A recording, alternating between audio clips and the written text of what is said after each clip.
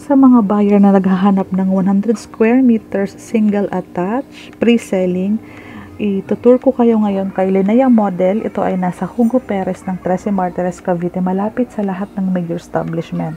So ang harap ng bahay is meron ka pang pocket garden, so allowed tayo magkaroon dyan ng gate para sa security ng ating family, and hanggang doon tayo sa kantong yon. So spacious yung harapan mo, yung 2-car park, pati yung likod.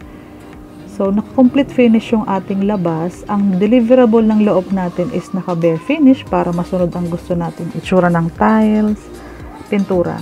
Ito yung ating stairs pataas. Ayan siya. Naka-steel deck po tayo. Maluwag ang ating living room. Spacious at maliwanag talaga siya. Meron tayong isang common toilet and bath sa baba. Naka-full toilet na ito. Kasama na lahat ng fixtures. Naka-half tiles na po yan. At ito yung ating sliding window, sliding door, papunta po sa ating 2-car park. Ito yung ating dining area. So, may countertop tayo dito. I-explore natin ang Linea. Daily tripping tayo sa mga gusto pong makapunta dito. Ito yung ating kitchen area. Ayan siya. Ating pantry, yung ating countertop, pwedeng ilagay doon. Ito yung likod natin. So, spacious pa yung likod natin. Meron tayong temporary sink sa labas. Ito, nasa lampas isang dipa pa siya.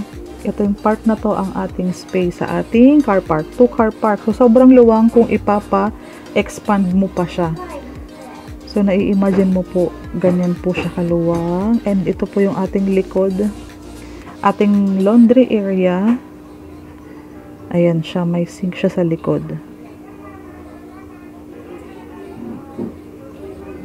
Bare type ang ating deliverable. Ito na po ang magiging itsura. So, mapapansin mo, maluwag po, spacious ang ating living room.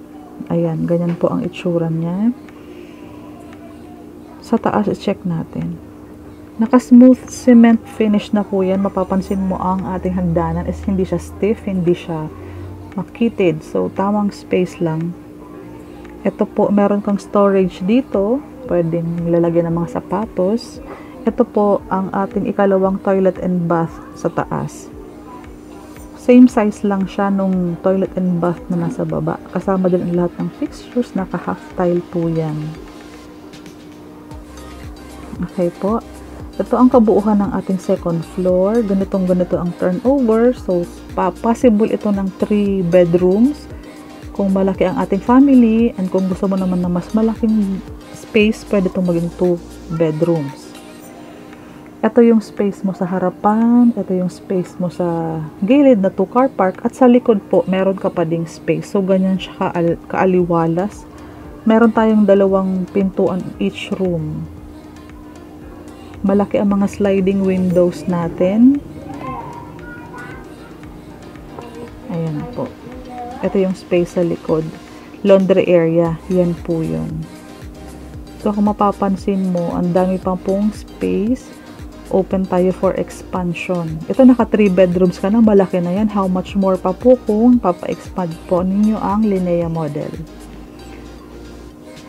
Ganyan ang community niya. So, sa isang block nito is meron lang 8 units. Ganyan ang itsura niya kapag nakatayo na po. Ganyan ang itsura ng neighborhood. Habang meron pa, tayo ay nasa 13 Martires, Cavite, malapit sa lahat ng major establishment. So, daily tripping po tayo. Linea Model, 100 squares, provision of 3 bedrooms, 2-car park, 2 toilet and bath. For tripping and reservation, please kindly po directly message me po sa aking Facebook account, link below. Please subscribe po sa aking YouTube channel for more updates sa ating Linea Model, at para ma-assist ko po kayo hanggang makapag-reserve kayo after po ng ating daily tripping. PM me po. Salamat!